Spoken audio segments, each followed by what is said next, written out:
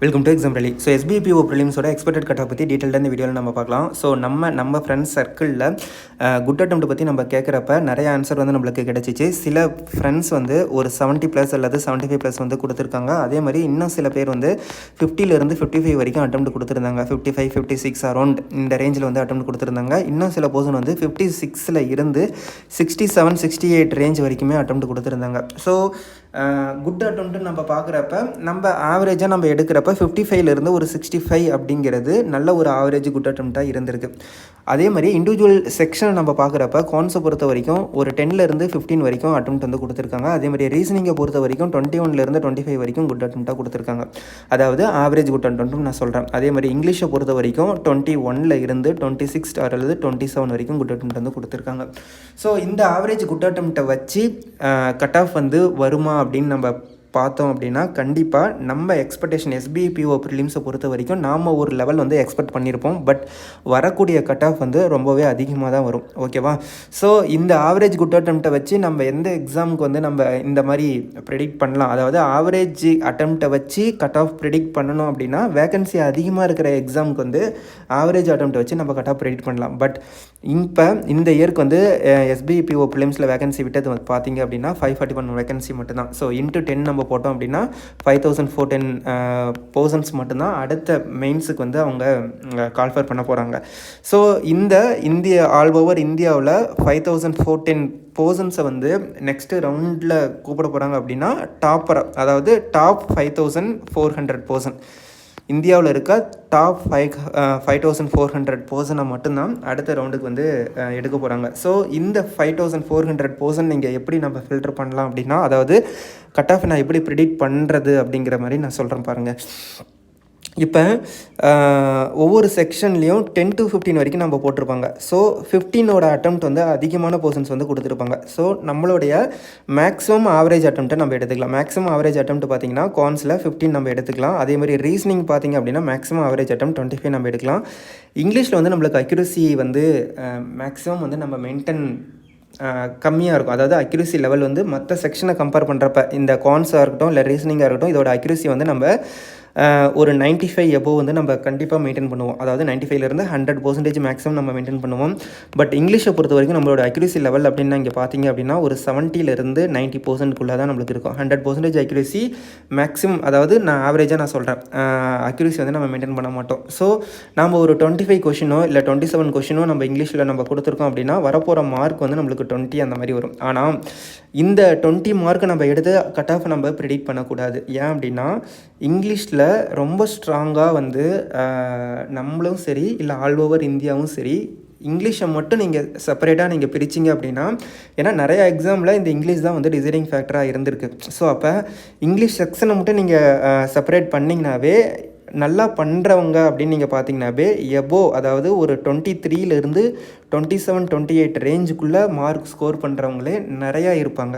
So அப்போ அந்த மாதிரி 23 to 27 ஸ்கோர் பண்ணுறவங்கள நம்ம எடுத்துக்கிட்டோம் அப்படின்னா இங்கிலீஷில் நம்ம கட் ஆஃப் ப்ரெடிக்ஷனுக்காக ஒரு 25 ஸ்கோர் பண்ணுவாங்க அப்படின்னு நம்ம எடுத்துக்கிட்டால் மட்டும்தான் இந்த கட் ஆஃபை வந்து நம்ம கரெக்டாக ப்ரெடிக்ட் பண்ண முடியும். ஏன்னா இங்கிலீஷோட ஸ்கோரை வந்து நம்ம 20ன்னு எடுத்து ப்ரெடிக்ட் பண்ணோம் அப்படின்னா அது ஆவரேஜ் லெவலில் இங்கிலீஷ் இருக்கிற ஸ்கோரை மட்டும் தான் நம்ம எடுத்து ப்ரெடிக்ட் பண்ணுற மாதிரி இருக்கும். ஓகேவா?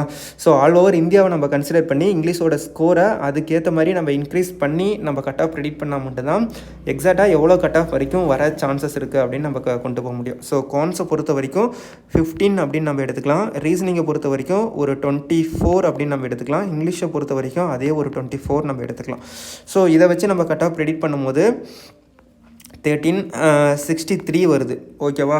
ஸோ நாம் எக்ஸ்பெக்ட் பண்ணுற கட் ஆஃப் பார்த்தீங்க அப்படின்னா ஜென்ரலுக்கு 65 +or-2 வந்து நம்ம எக்ஸ்பெக்ட் பண்ணுறோம். அதே மாதிரி ஓபிசிக்கு வந்து 63 +or-2 வந்து நம்ம எக்ஸ்பெக்ட் பண்ணலாம். அதே மாதிரி இடபிள்யூஎஸ் கேட்டகரிக்கு அப்படின்னு நீங்கள் பார்க்குறப்ப 64 +or-2 வந்து நம்ம எக்ஸ்பெக்ட் பண்ணலாம். அதே மாதிரி எஸ்சி அண்ட் எஸ்டி கேட்டகரிக்கு இதுக்கு ரெண்டுக்கும் நம்ம ப்ரிடிக்ட் பண்ணும்போது எஸ்சிக்கு பார்த்தீங்க அப்படின்னா 58 +or-2 வந்து நம்ம எக்ஸ்பெக்ட் பண்ணலாம். அதே மாதிரி 56 +or-2 வந்து எஸ்டி கேட்டகரிக்கு வந்து நம்ம எக்ஸ்பெக்ட் பண்ணலாம். ஸோ இதுதான் நாம் எக்ஸ்பெக்ட் பண்ணுற cut off SBPO ப்ரிலிம்ஸ்க்கு.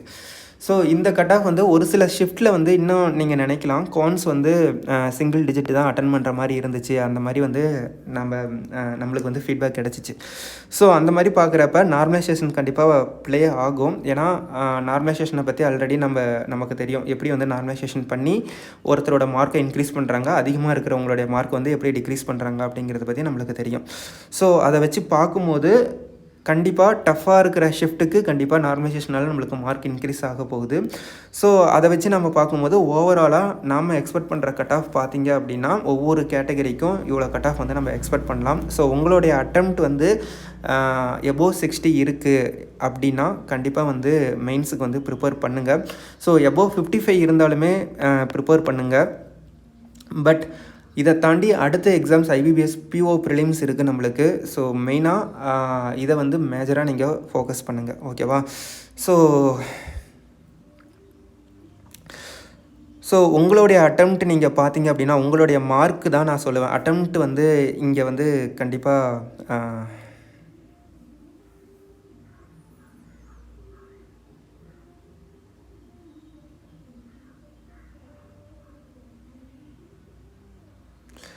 So SBI PO ப்ரிலிம்ஸை பொறுத்த வரைக்கும் இதுதான் நாம் எக்ஸ்பெக்ட் பண்ணுற கட் ஆஃப்.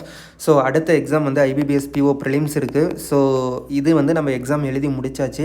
ஸோ அடுத்ததுக்கு நம்ம எப்படியும் கண்டிப்பாக மெயின்ஸுக்கும் சரி, அடுத்து வரப்போகிற IBPS கிளர்க் எக்ஸாமாக இருக்கட்டும், இல்லை SBI கிளர்க் எக்ஸாமாக இருக்கட்டும், இது எல்லாத்துக்குமே நம்ம மெயின்ஸுக்கு வந்து கண்டிப்பாக நம்ம ப்ரிப்பேர் பண்ணியே தீரணும்.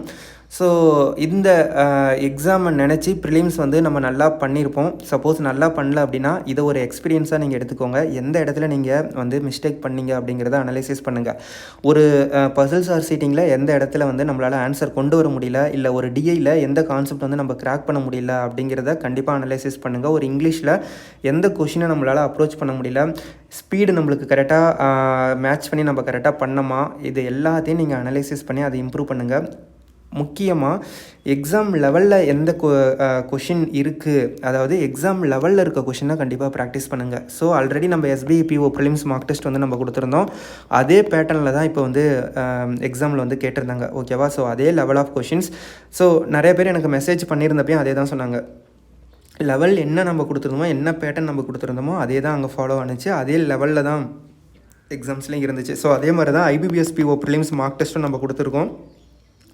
ஸோ ஃப்ரீ மார்க் டெஸ்ட் இருக்குது, அதை போய் ப்ராக்டிஸ் பண்ணி பாருங்கள். கண்டிப்பாக எக்ஸாமில் எந்த லெவலில் நம்ம எக்ஸ்பெக்ட் பண்ணுறோமோ அதே லெவலில் அதே மாதிரியான கொஷின்ஸ் வந்து உங்களுக்கு நம்ம எக்ஸாம் ரேலி வெப்சைட்டில் வந்து இருக்குது. ஸோ அதை தாண்டி இன்னொரு மிகப்பெரிய விஷயம் என்ன அப்படின்னா, ஹார்ட் லெவல் கான்ஸில் உங்களுக்கு வந்து செட்ஸ் வந்து அன்லாக் ஆக ஆரம்பிச்சிருச்சு. ஸோ இந்த கொஷின்ஸ் எல்லாமே எக்ஸாமில் எப்படி கொஷின்ஸ் கேட்பாங்களோ அதே மாதிரியே கொஷின்ஸ் வந்து தான் நம்ம ஹார்ட் லெவல் கான்ஸில் நம்ம கொடுத்துருக்கோம். ஸோ உள்ளே போயிட்டு நீங்கள் பாருங்கள், ஒவ்வொரு டாப்பிக்கும் நீங்கள் வியூ பண்ணி பார்க்குறப்ப கண்டிப்பாக செட்ஸ் அன்லாக் ஆகி இருக்கும்.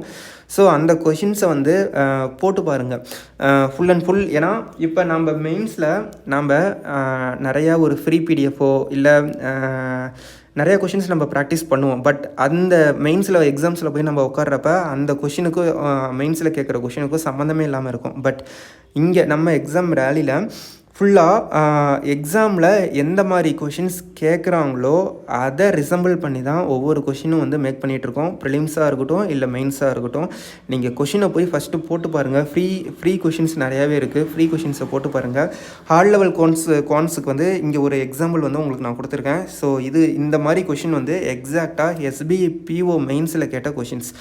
ஸோ இதே மாதிரி கொஷின்ஸ் PO மெயின்ஸ் லெவல்லையும் சரி இல்லை கிளர்க் மெயின்ஸ் லெவல்லையும் சரி எந்த மாதிரி கொஷின்ஸ் கேட்குறாங்களோ அதே லெவல் ஆஃப் கொஷின்ஸ் வந்து நாங்கள் இங்கே மென்ஷன் பண்ணிடுவோம். இந்த கொஷின் வந்து எந்த லெவலில் இருக்குது அப்படிங்கிற மாதிரி நம்ம மென்ஷன் பண்ணிடுவோம். ஸோ அந்த கொஷின் வந்து 1 by 1 வந்து அன்லாக் பண்ணிகிட்டே இருக்க போகிறோம் இனிமேட்டுக்கு. ஸோ இப்போ ஓரளவுக்கு ஹார்ட் லெவல் கான்ஸ் வந்து உங்களுக்கு போட்டு பார்க்குற அளவுக்கு கொஷின்ஸ் வந்து அன்லாக் ஆகியிருக்கு. வரப்போகிற அப்கமிங் டேஸில் கிளர்க் மெயின்ஸ் லெவல்லையும் சரி PO மெயின்ஸ் லெவல்லையும் சரி கொஷின்ஸ் உங்களுக்கு வந்து எக்ஸாம் லெவலில் அன்லாக் ஆக போகுது. ஸோ மெயின்ஸுக்காக போய் நீங்கள் வேறு எந்த இடத்துலையும் நீங்கள் தேடணும்னு அவசியமே கிடையாது. எக்ஸாக்டாக எக்ஸாமில் என்ன கொஷின் கேட்குறாங்களோ அந்த கொஷின்ஸ் வந்து நீங்கள் வேறு இடத்துல எங்கேயும் போய் தேட தேவையில்லை. ஸோ நம்ம எக்ஸாம் ரேலியில் அவைலபிளாக இருக்குது. ஸோ கண்டிப்பாக போய் ப்ராக்டிஸ் பண்ணுங்கள். பெய்டு மார்க் டெஸ்ட் எடுத்து பார்த்து அந்த கொஷின்ஸ் எல்லாமே எக்ஸாம் லெவலில் இருக்க கொஷின்ஸை கண்டிப்பாக ப்ராக்டிஸ் பண்ணுங்கள். உங்களுக்கு கண்டிப்பாக யூஸ்ஃபுல்லாக இருக்கும், ஓகேவா? ஸோ இன்னொரு பெஸ்ட்டான வீடியோவில் உங்களை நான் மீட் பண்ணுறேன். ஸோ நம்ம டெலகிராம் சேனலில் வந்து நீங்கள் ஜாயின் பண்ணிக்கோங்க.